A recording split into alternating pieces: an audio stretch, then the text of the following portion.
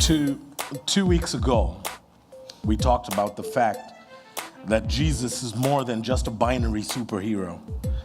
And even though he gets cast in this role, and even though sometimes we make it seem like he is, in truth, he's so much more than a superhero because his rescue mission is far greater. And he doesn't go about his work in destructive half measures in the same way that superheroes do. Jesus is awesome not because he can do supernatural things, but rather because he's not limited to isolated events or the binary between good and evil. Rather, he is about transformation and recreation. He's motivated by love, not by duty. And because of him, all things are made new. The old is past and the new has come. Last week, we spoke about the fact that Jesus is more than just a unidimensional sage.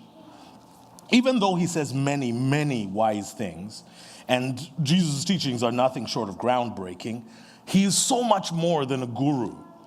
Gurus on their own have no ability to affect change in the world outside of the words they say. And while words may be powerful, in truth, creation and humanity is in need of so much more than just wise words. And Jesus goes much further than words. He shows the way, he lives the way, he leads the way, he teaches us about the way, he makes a way through his death and resurrection, and then finally he sends his Spirit to guide us in the way. Jesus is not awesome simply because he's profoundly wise. Jesus is awesome because in him, the change that he inspires in his words becomes a reality because he is able to work it out in each one of us. And yet, in spite of this, people have continued to be unconvinced about Jesus. Even when he walked this earth as a man thousands of years ago, there were people around him that didn't believe him at all. And right from the beginning of his ministry, as he was gathering his posse, he met a man called Philip, and he invited him to be a part of the group. Now, Philip thought that Jesus was pretty awesome, and he invited his brother Nathanael to come along, but his brother was not so convinced about Jesus, and part of the reason was the fact that Jesus had come from a village that was way out in the boonies. Let's check it out. John 1. Let's meet them in verse 45. Philip went out and found Nathanael and told him, "We found the one Moses wrote of in the law, the one preached by the prophets. It's Jesus, Joseph's son, the one from Nazareth," Nathanael said. "It's Jesus, Joseph's son, the one from Nazareth." Nathanael said, "Nazareth? You've got to be kidding." But Philip said, "Come, see for yourself." I like that. Nazareth? Joseph's son? Seriously? You've got to be kidding. Yep. Right from the start of his ministry, people were doubting him. Nathanael eventually became one of his followers, but his reaction is not uncommon, is it? And then Jesus, after this, he went on a bit of a tear. He turned water into wine. He fed 5,000 people from a little boy's lunch. He healed tons of people from diseases and death and disabilities. He taught with power. People were amazed at his teaching. And he even raised people from the dead. And yet again, if you see it in John 7 on your sheet of paper, there was a lot of contentious talk circulating about him through the crowds. Some were saying, "He's a good man." But others said, "Not so. He's selling snake oil." And this kind of talk went on unguarded, in guarded whispers because of the intimidating Jewish leaders. But in spite of this, Jesus kept up his ministry. The thing that is interesting about Jesus is that even though he could and he would perform miracles, he was not really interested in doing them. He understood that humans like a big spectacle, and for most of us, a spectacle is just that. It doesn't really change who we are. It doesn't really change what we believe at a fundamental level. And the reason why is because each one of us have a quite large capacity, high capacity for shock and awe. So instead of spending his time teaching those that followed him about this new dispensation instead he spent his time teaching about this new dispensation he was setting up. You know, while Jesus initially looked like a great teacher, and people actually called him rabbi, which means teacher, in the end, he started to say things that angered them. Because the more he revealed what he was actually saying, the more that it started to come up against thousands of years of Jewish practice. And from my perspective, I think that Jesus was poking the bear. He was saying timeless truths on one hand, but on the other hand, he was taking bricks out of a carefully constructed house that the Jews had constructed over thousands of years. Now, in John 8, there is a crazy back and forth between Jesus and some people that were listening to his teaching. He's basically calling them out on the fact that their actions don't line up with their words. And to make matters worse, he started to push on a subject that they were sensitive to at the time. You see, the Jews had developed a school of thought that taught that they had special privileges with God simply because of their lineage with Abraham. Now, from our perspective as Christ followers, we're children of Abraham not because we are born from his lineage, but rather because we are born again by faith and obedience. We have this perspective because of the teachings of Jesus and because of the teachings of his eventual followers. It is obedience and faith that make us true heirs of Abraham and sons of God. And in this chapter, Jesus is attacking the very fabric of their identity by speaking on this very issue. He was basically saying that you cannot claim to be sons of Abraham, sons and daughters of Abraham, when you live lives of disobedience and injustice. Blood lineage is not enough. But this was too much, way too much for them to hear.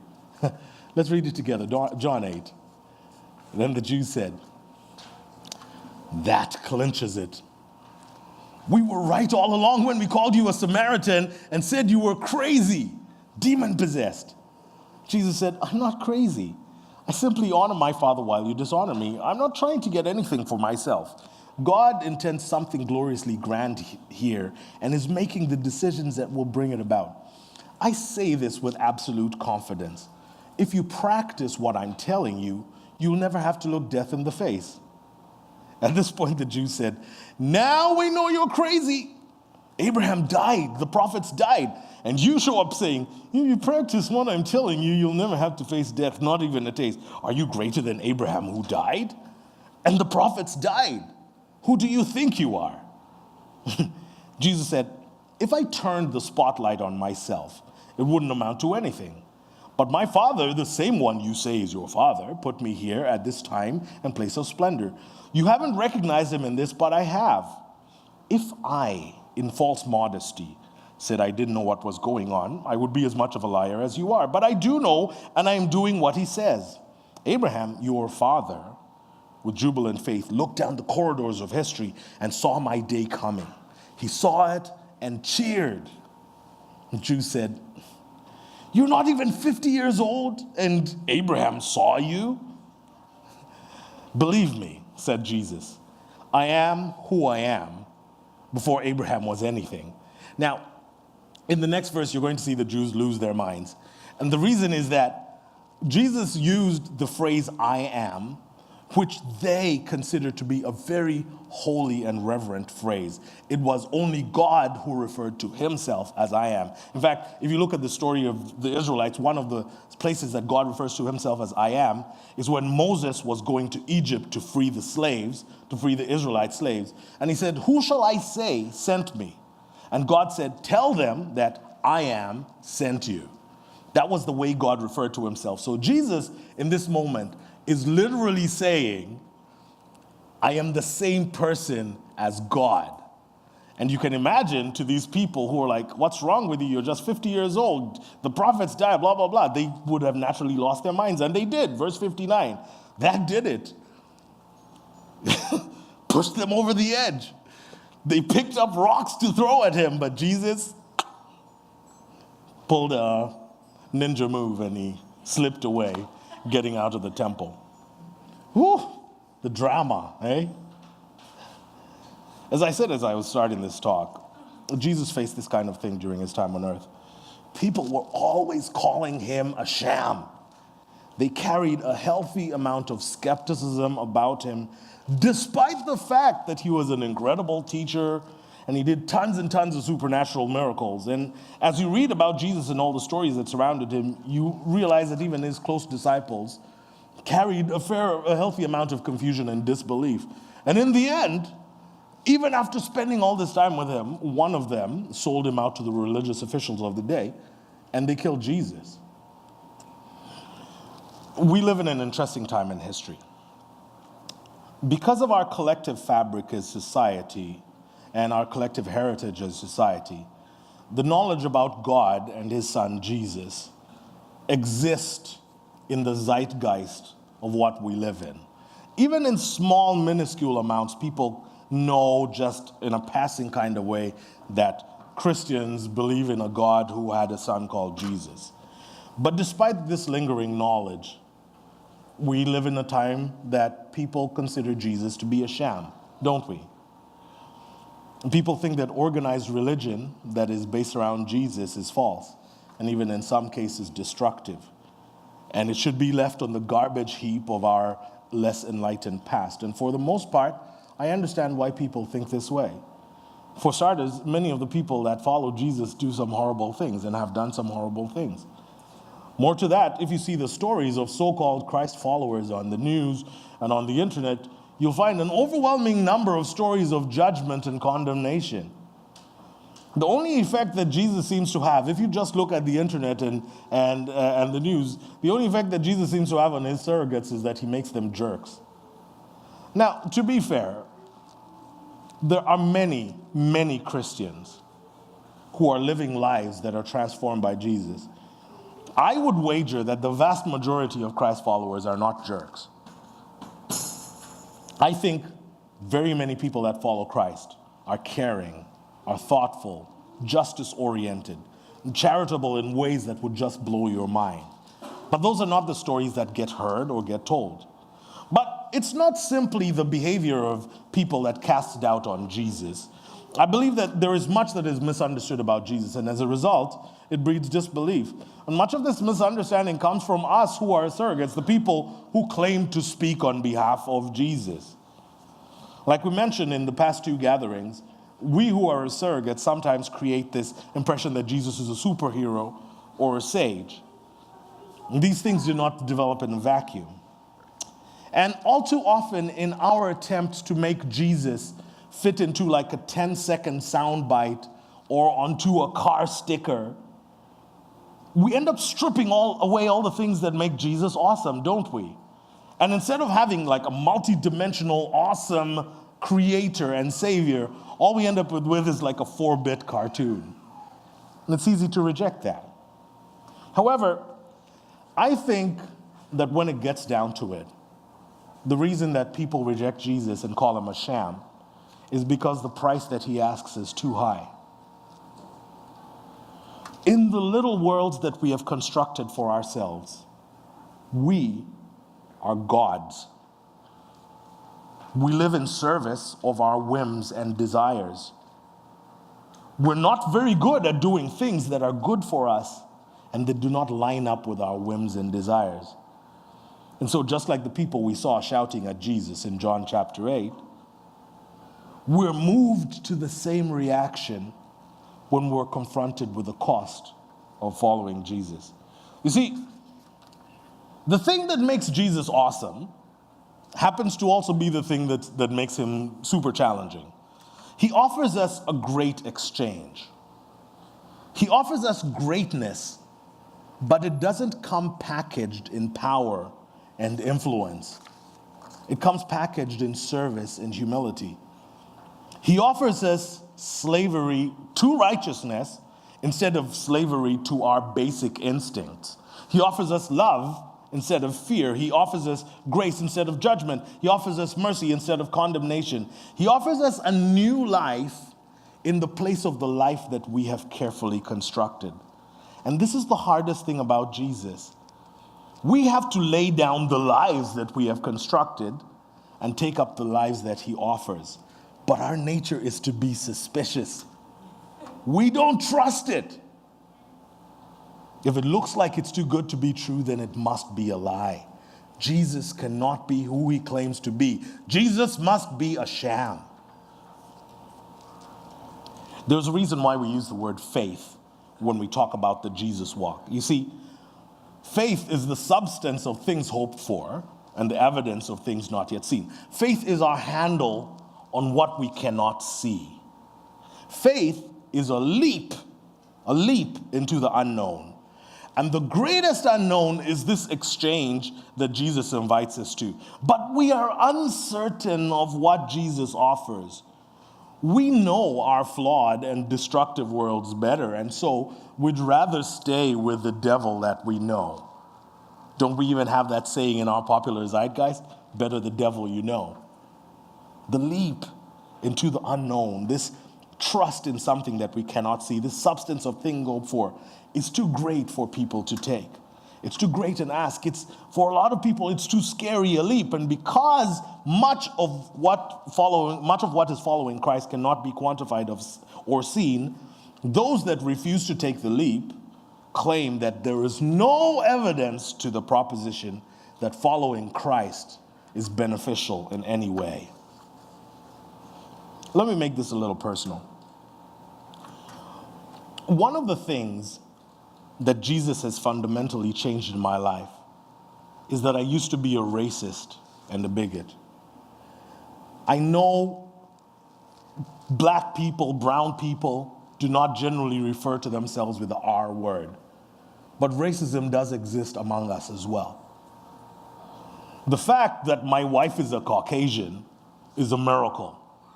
The fact that we started this Pivot 613 thing, and one of the things we wrote down is that we want to be a multicultural church, is evidence that Christ has changed my heart. But it is not quantifiable in any measurable way, is it? How do you measure someone moving from racism to not racism? The fact that I was taught to fear, in Uganda, I was taught to fear and hate lesbian and gay and transgendered people.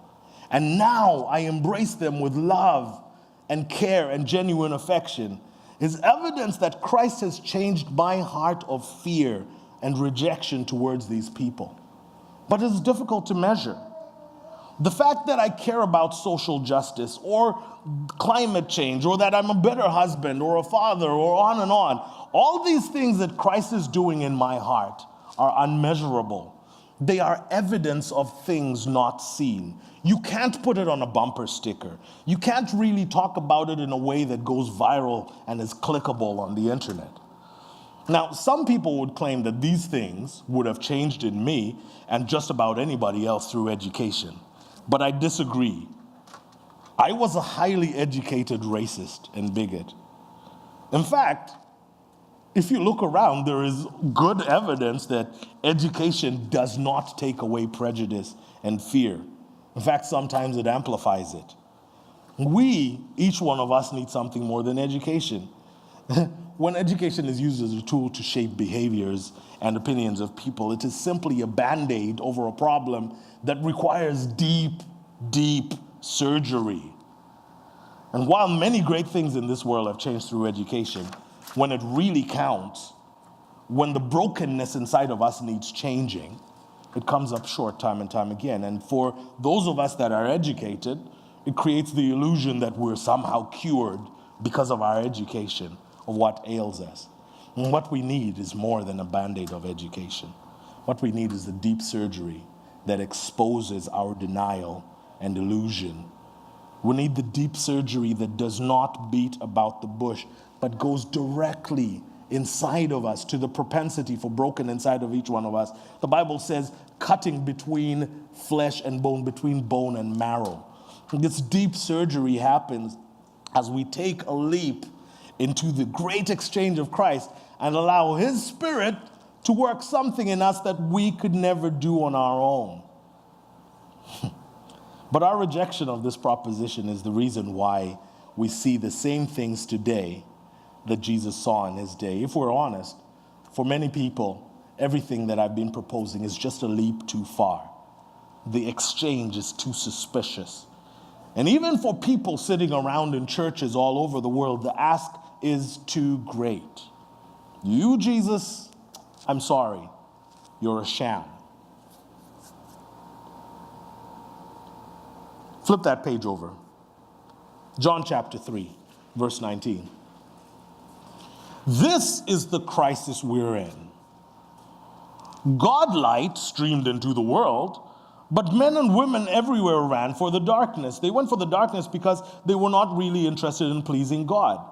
Everyone who makes a practice of doing evil, addicted to denial and illusion, hates God light and won't come near it, fearing painful exposure. But anyone working and living in truth and reality welcomes God light so that the work can be seen for the God work it is. This afternoon, I would like to speak to anybody that has their heart open enough to listen to me. We have a lot of people that check us out online. And to you guys who are listening to us online and watching us online, if your heart is open enough, I'd like you to hear what I have to say. Jesus is not a sham. I could wax eloquently about all the groundbreaking things that he said, all the amazing things that he said.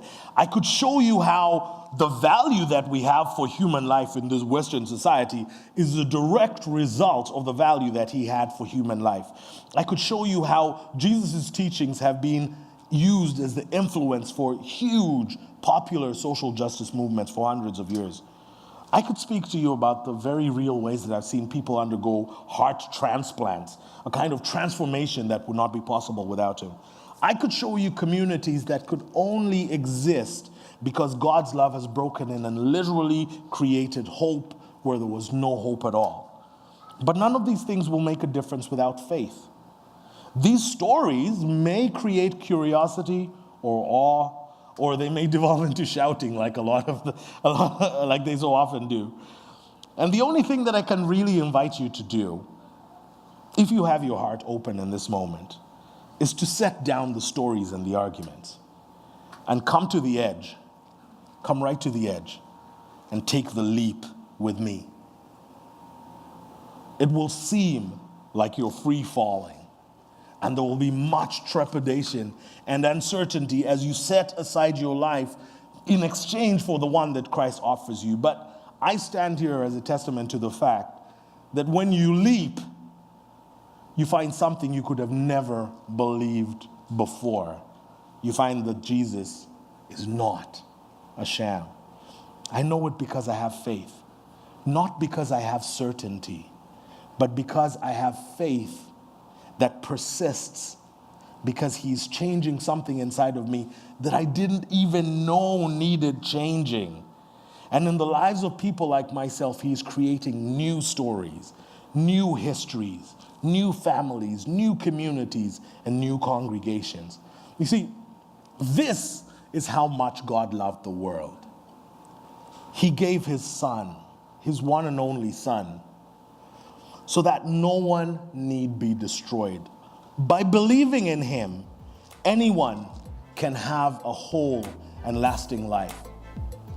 God didn't go to all the trouble of sending his son merely to point an accusing finger, telling the world how bad it was. He came to help, to put the world right again. So would you step out in faith? Amen.